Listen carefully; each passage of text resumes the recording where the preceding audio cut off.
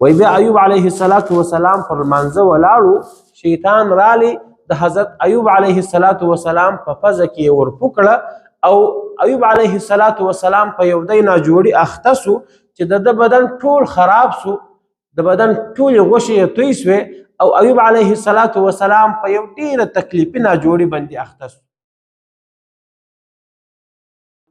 والصلاة والسلام على أشرف الأنبياء والمرسلين أما بعد. السلام علیکم ورحمة الله وبرکاته. قدرمنو لیدونکو او اوریدونکو، نن موږ د حضرت ایوب علیه السلام قصه کوو چې الله سبحانه وتعالی په سورة صاد کې بیان کړې ده.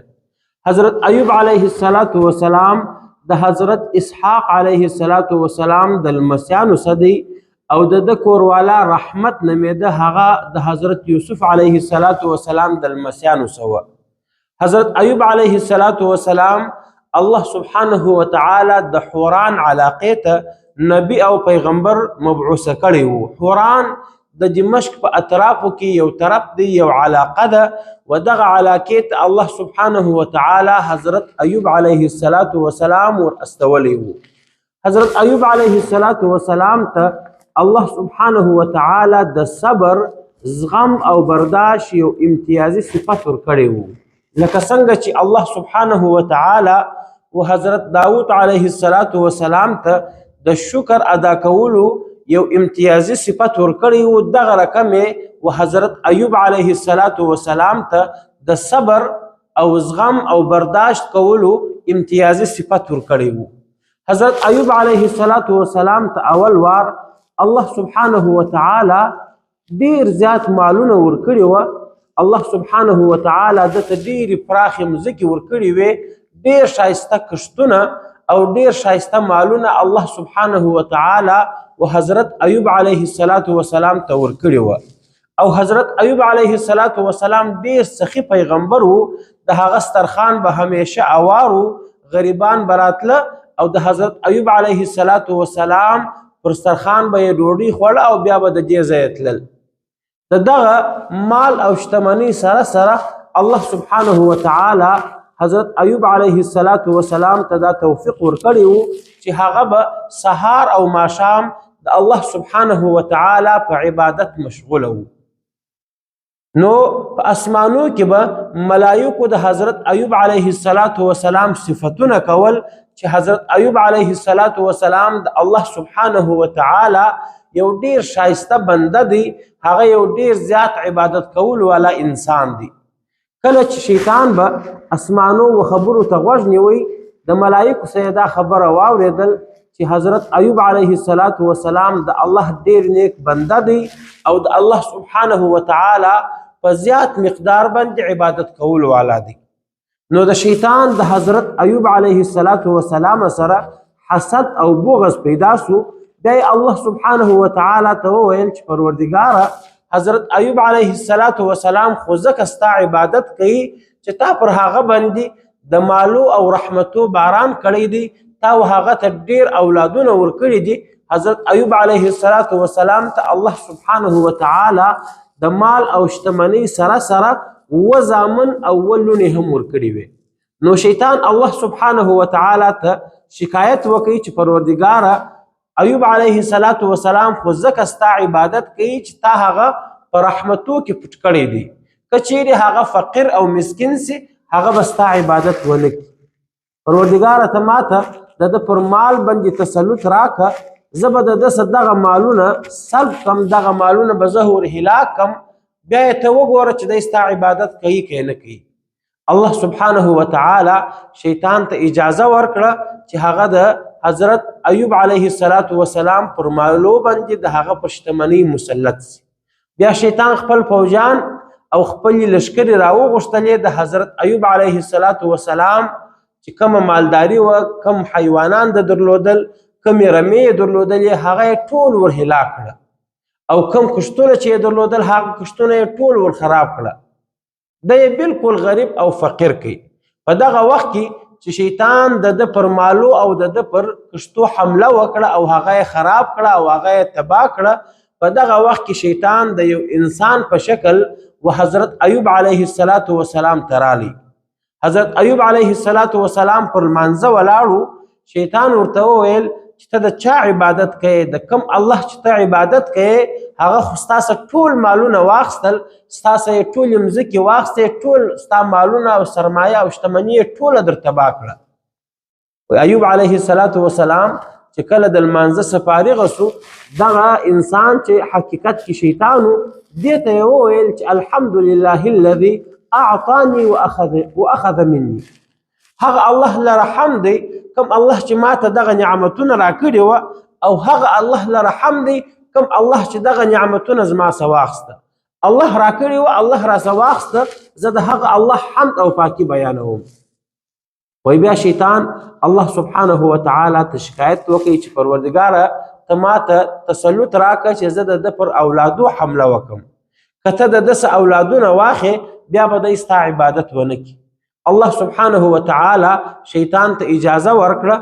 د حضرت ایوب علیه السلام اولادونه د هغه خاندان په یو کور کې ناست وه. شیطان هغه کور او هغه ځای پر راونړوي، هغه ټول در هغه تعمیر او در هغه کور لاندې شهیدان کړه. بیا دغه شیطان د یو انسان په شکل دوهم وار حضرت ایوب علیه السلام ته رالی. ته د چا عبادت کوې؟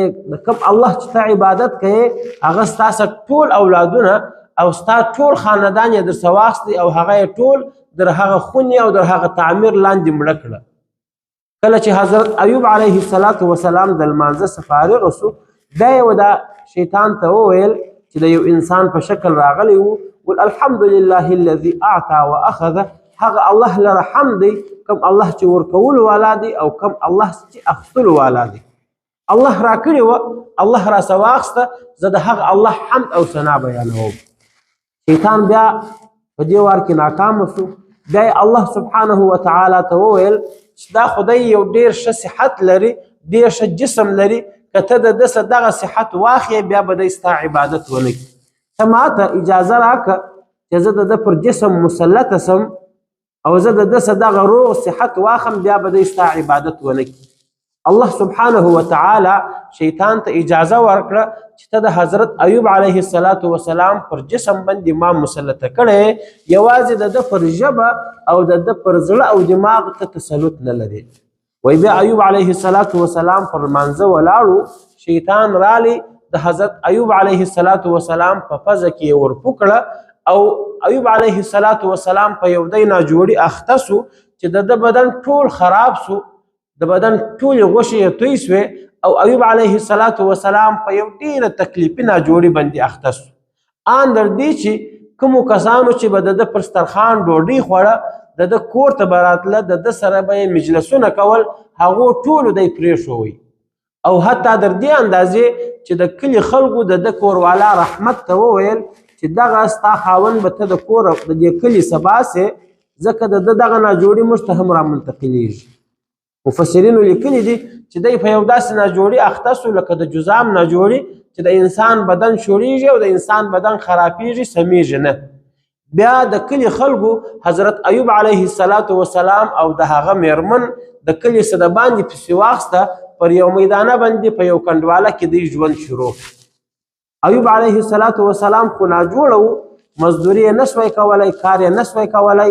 د هغه کوروالا رحمت نومېدل، هغه به ولاړه په کورو کې به یې مزدوري وکړه، بیا به یې و حضرت ایوب علیه السلام ته یو څه راوړه، بیا به هغه دوی دواړو خوړل. یو وخت د حضرت ایوب علیه السلام کوروالا و حضرت ایوب علیه السلام ته وویل چې ای د الله پیغمبره، ته الله سبحانه وتعالی ته دعا وکړه چې هغه تا ته صحت درکړي او هغه ستا څه دغه ناجوړي واخلي.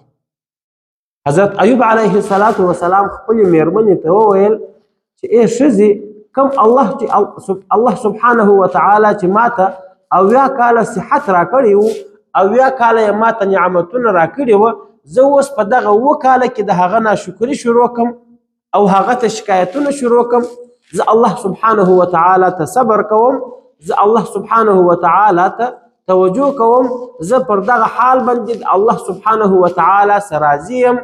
ایوب علیه السلام په دغه ناجوړۍ کې هم د الله سبحانه وتعالی په عبادت باندې اخته و. یو وخت د حضرت ایوب علیه السلام کور ودانه د مزدورۍ په تلاش کې د باندې وتلې وه.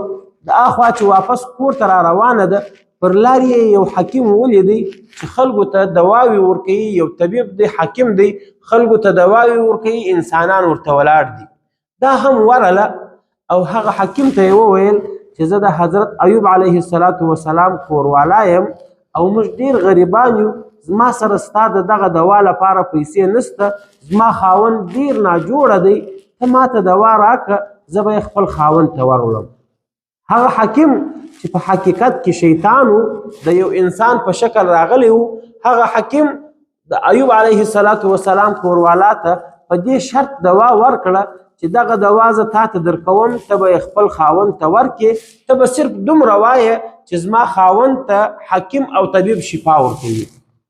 کله چې رحمت د حضرت ایوب علیه السلام کوروالا و حضرت ایوب علیه السلام ته راله او بیا یې هغه دوا و حضرت ایوب علیه السلام ته وښکاره کړه او دا قصه یې ورته وکړه چې ما ته دغه حکیم وویل چې صرف ته دومره ووایه چې دغه دوا او دغه علاج چې زه د خاوند کوم، زما خاوند ته دغه حکیم او طبیب شفا ورکوي. ایوب علیه السلام ډیر پریشانه سو او خپل کوروالا ته یې وویل چې ای ښځې دا حکیم او طبیب نو، دا ابلیس لعین و، ابلیس شیطان و، هغه غوښته چې ستا ستا ایمان یوسي، هغه ستا پر ایمان باندې ډاکه وهل. نو بیا ایوب علیه السلام ډیر پریشانه سو او خپلې ښځې ته یې وویل که زه الله سبحانه وتعالی جوړ کړم زه به تا 100 لښتې وهم. او ایوب علیه السلام په دغه وخت کې الله سبحانه وتعالی ته متوجه سو او الله سبحانه وتعالی ته وویل چې ای پروردګاره، شیطان پر ما دومره مسلطه سو، هغه پر ما باندې دومره دلاوره سو چې هغه زما د خاندانه څخه اوس ایمان وړل هم غواړي. نو په دغه وخت کې ایوب علیه السلام الله سبحانه وتعالی ته دعا وکړه. الله سبحانه وتعالی د قصه په سورة صاد کې کوي او الله سبحانه وتعالی فرمای واذکر عبدنا ایوب، ای زما پیغمبره ته زما هغه بنده ایوب علیه السلام در په یاد کا، اذ نادا ربه، کله چې د خپل پروردګار ته فریاد وکړي او دا یې ورته وویل چې ای زما لویه خدایه انی مسنی الشیطان بنصب وعذاب، پروردګاره ما ته شیطان ډیر تکلیف او ډیر عذاب او زحمت را ورسوي، ای پروردګاره ته ما د دغه ناجوړي څخه خلاص که، ما ته شفا راکړه. الله سبحانه وتعالی فورا حضرت ایوب علیه السلام ته امر وکړي او ورته ویل ارکض برجلک، ته دا خپله پښه باندې دا مځکه ووهه، هذا مغتسل بارد و شراب. کله چې ایوب علیه خپله پښه باندې دا مځکه ووهل، د الله سبحانه وتعالی په قدرت د هغه مځکې څخه دوې چینې راووتلې، یوه د ګرمو اوبو چینه وه، یوه د یخو اوبو چینه وه. الله سبحانه وتعالی ورته وفرمایل هذا مغتسل، دا د ګرمو اوبو چینه ده، په دغه کې ولمبېږه، بارد و شراب، او دا بله د یخو اوبو چینه ده، د دغه څه څښک وکړه. کله چې ایوب علیه السلام په هغه ګرمو اوبو په چینه کې ولمبېدی، الله سبحانه وتعالی د ده د بدنه څخه هغه ټوله ناجوړي، هغه ټول تکلیف ختم کړي او الله سبحانه وتعالی ډیر ښایسته جسم ورکړي. وایي کله چې حضرت ایوب علیه السلام په دغه اوبو او دغه چینه کې لمبېدی، پیغمبر علیه السلام فرمایي بین ایوب یغتسل عریانا، کله چې ایوب علیه السلام په هغه چینه کې لس ولاړو او لمبېدی، الله سبحانه وتعالی فخر علیه جراد من ذهب، الله سبحانه وتعالی پر ده باندې د سرو زرو د ملخانو باران وکړي. فجعل ایوب یحفی فی ثوبه، ایوب علیه السلام هغه د سرو زرو ملخان یو یو دانه راټولوي، په خپل کالو کې اچول او په خپل کالو کې سره جمع کول. الله سبحانه وتعالی غږ پر وکړي، فناداه ربه عز وجل، پروردګار د اسمانه غږ پر وکړي یا ایوب، ای زما بنده ایوبه، الم اکن اغنیتک عما ترى، آیا ما تا ته د دغه شانو څه غنا نه ده درکړې؟ آیا ما پر تا د رحمتو باران نه دی کړی؟ ته ولې دا یو یو دانه ټولوې؟ ما خو پر تا باندې د سرو زرو د ملخانو باران وکړي او ته اخته یو یو دانه راټولوې. ایوب علیه السلام ورته وفرمایل بلا وعزتک یا ربي، ای زما پروردګاره زما د ستا په عزت قسم بالکل تا پر ما باندې د نعمتو او رحمتو باران وکړي، ولکن لا غنا بي عن برکتک، مگر ستا د رحمتو څخه ځان مستغني نه بولم، ستا هر نعمت ما ته قدردانه دی. زه غواړم چې ستا د هر نعمت قدر وکم او هر نعمت ته په خپل زړه کې ځای ورکړم. الله سبحانه وتعالى په دغه وخت کې پر حضرت ایوب علیه السلام باندې د سرو زرو د ملخانو باران وکړي او الله سبحانه وتعالى چې کله دی په هغه د ګرمو اوبو په چینه کې ولمبېدی نو ایوب علیه السلام ته الله سبحانه وتعالى ډیر شایسته جسم او ډیر شایسته صحت ورکړي او الله سبحانه وتعالى په دغه وخت کې دته د جنت څخه یو جنتي جوړه او کالي راواستول. ایوب علیه السلام د لمبېدو وروسته هغه شایسته جنتي کالي واغوستل او بیا د هغه ځایه څه و یو طرف ته کښېنستی. په دغه وخت کې د ده کوروالا تللې وه، کله چې هغه واپس راله خاوند یې پر هغه ځای نسته نو بغار یې کړه، ژړا یې کړه. بیا چې کوم هغه سړی و هغه طرف ته ناست و چې په حقیقت کې ایوب علیه السلام و هغه سړي ته یې وویل چې ای سړی دلته زما خاوند ناجوړه و، مریض و، ناست و، هغه څه شو؟ سپیانو وخوړی، لیوانو وخوړی، هغه زما خاوند دلته موجود و اوس نسته، هغه څه شو؟ په ژړا یې هغه سړي ته وویل. هغه ورته وویل ښځې ته څوک غواړې؟ دې ورته وویل زه زما خاوند ایوب علیه السلام غواړم. ایوب علیه السلام ورته وویل چې هغه خو زه یم، زه ایوب یم، الله سبحانه وتعالى ما ته صحت راکړي، الله سبحانه وتعالى ما ته دغه جنتي کالي راواستول او الله سبحانه وتعالى پر ما باندې د سرو زرو د ملخانو باران وکړي. الله سبحانه وتعالى فرمای ووهبنا له اهله، موږ هغه د اهل چې په هغه کور کې شهیدان سوي و در هغه دیوال او در هغه کمرې لاندې مړه سوي وه، الله سبحانه وتعالى فرمای هغه ټول ما دوهم واره ورته راژوندي کړه ومثلهم معهم او د غومره نور اولادونه ورکړه، ویې زامن وه هغه وسره الله سبحانه وتعالى راژوندي کړه د دغه اووه زامنو ما سوا الله سبحانه وتعالى اووه زامن نور ورکړه. ویې لوڼې ولې؟ هغه اووه لوڼې الله سبحانه وتعالى ورته راژوندي کړې، د دغه اووه لوڼو ما سوا الله سبحانه وتعالى اووه لوڼې نورې ورکړلې.